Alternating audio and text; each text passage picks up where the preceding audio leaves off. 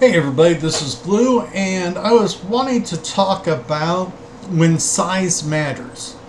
I was working on the game today, and I'm working on my races, and so I'm giving them all the little abilities and difficulties and that. And I came up to my pixies, which I got a picture of right there, and it just kind of hit me. How am I going to handle combat when a little pixie is fighting something 6 or more times its size? Before, I just gave it a modifier, hey, the pixie's small, I can't inflict that much damage, negative 40, and I left it at that. But because I am trying to create a game with more detail, more realism in so many aspects, I needed to do better. And so I spent a few hours trying to figure out the main factors, in combat and magic and that, on when I have a size mismatch. Because you cannot figure a little pixie with her little spear is going to do the same amount of damage as a human with the spear. Okay, so, and even worse, what happens if that little pixie is defending her woodlands from a wood giant, forest giant? I mean, that's an even bigger mismatch. How do you handle that? And so this is one of the reasons why I love Rollmaster so much, why Rollmaster is a superior system compared to all the D20 clones out there, and even some of the D&Ds and all that fun stuff. Because since Rollmaster gives everything a numerical value, all you have to do is figure out the equation. Well, if their offensive bonus equals this, what do I have to take it times? What type of modifier do I have to generate to make it more realistic? And I came up with that, and I was going to share it with some of you because I'm thinking that there are so many homebrews out there, and maybe not everybody has addressed the issue.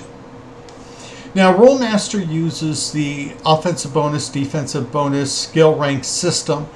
And so, a first level fighter would have like an offensive bonus of something like 25.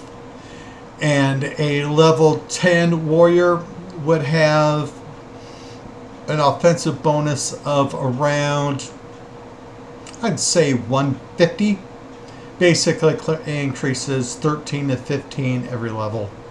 All right. And so all this had to be addressed. Now, movement is already figured out with the Rollmaster system. They use a base of 50 feet per round.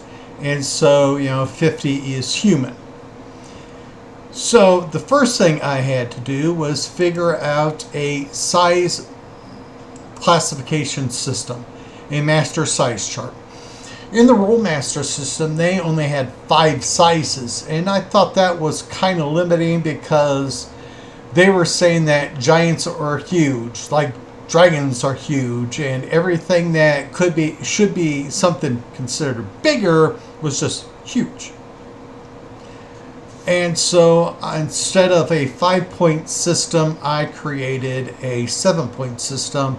As you can see, anything that's underfoot is tiny, and then I increased by a good percentage feet wise. And so anything that's over 21 feet high or long would be considered colossal. Ungoliant, if for you Merc fans out there, would be colossal, right? You wouldn't want Ungoliant to be just considered huge. You want her to be considered like what she was.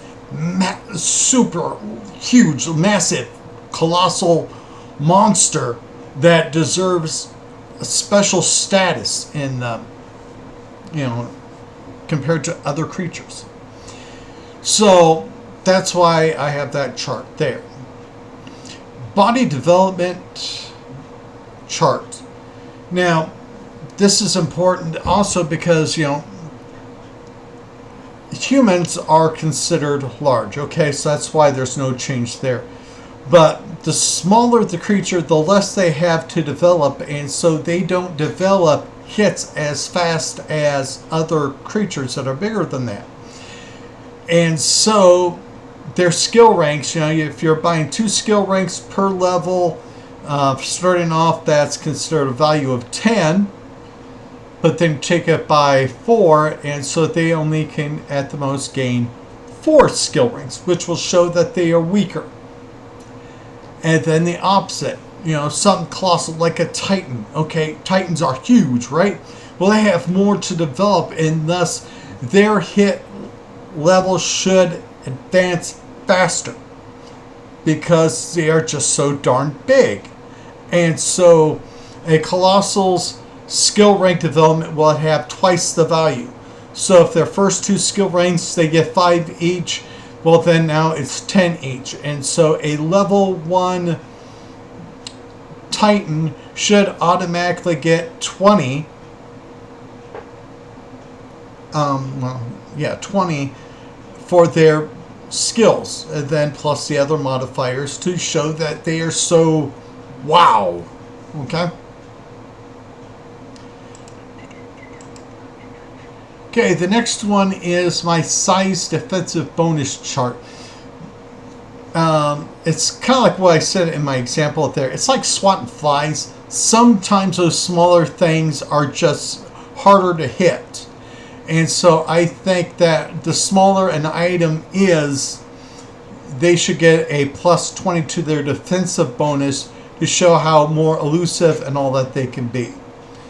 So, it's like plus 20 for every size smaller the target is. So a pixie would get an additional 100 defensive bonus against a dragon, which would be massive. And so, because there's 5, and 5 times 20 is 100. Pretty simple, right? The next chart is the size for ranged attack modifiers. Because larger creatures can carry larger, stronger, more powerful weapons, the range should also be modified. And then the opposite is true. A pixie cannot carry a longbow. You could say that they use a short bow or a mini bow, whatever the case may be. You could say it's a short bow, but classic for them. And that would only have 40% the range as a normal weapon would be because of the size. And so if you have something that, let's go with a longbow, it has 100-foot range, okay? Well, that little pixie, since it's tiny, would only have a 40-foot range with its mini little arrows, okay? Whereas if you watch Game of Thrones, when the wildlings attacked Castle Black, they had a giant that was shooting, had a long bow for him and shooting arrows, and they were doing massive damage because it is such a massive encounter, and their weapons are bigger and more powerful, thus extended range. So with the 100-foot range on a normal longbow, a giant's longbow would have a 150-foot range, which I think would be a very realistic thing to consider. It's like they're carrying their own ballista with them.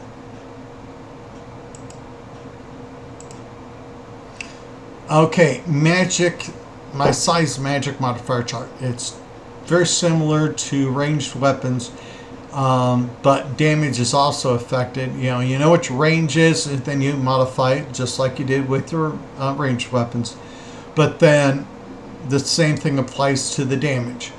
Rollmaster does things different than your clone systems do. And so you could do, let's go with the 25E critical for Firebolt. Well, you know that since the giant's hands are huge compared to a normal human's hands, that's a bigger area effect, more energy will be going through there. That fireball should be bigger. Okay? And so it would have the extended range. And then when you go do your chart to do your damage, you would say that from a Titan, it's double damage. 200. So 200%. So I thought that was very realistic, because also you cannot expect that little pixie to pull out her tiny little hands, which would be about the size of my finger. Well, be smaller than my finger actually, and her casting a fire bolt that does supermassive damage. You gotta restrict it. You gotta make it more of an equal size when compared to other creatures. And so I thought that was a very realistic stance to take. And then the final chart is melee combat. Now this one I thought was more important. Again, when we're talking about size mismatches, there's no way a pixie's weapons, a spear, a short sword, whatever, we would call it, a toy, but to them, in their scale, it's a short sword. And so if they were to fight something that's colossal, like the Titan I've been talking about, it's not going to do any damage, barely any damage, when they're lucky.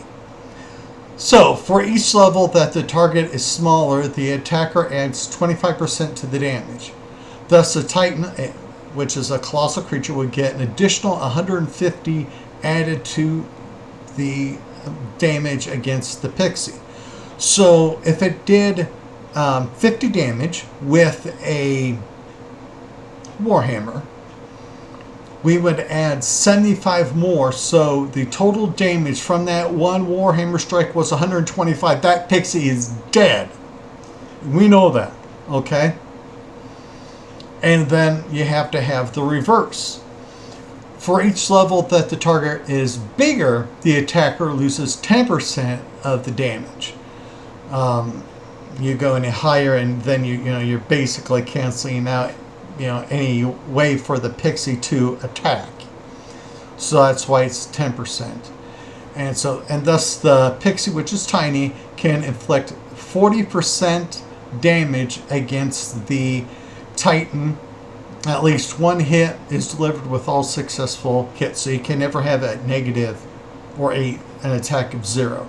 If any damage is done, at least one hit was delivered.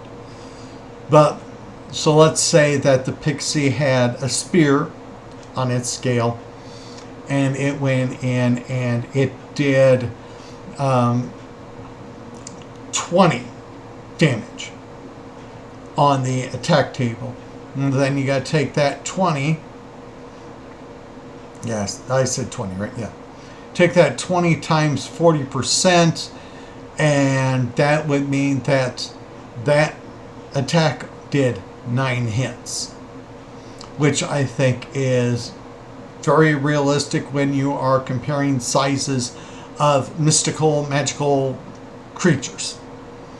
So that is my homebrew rules that I just created today about handling size mismatches.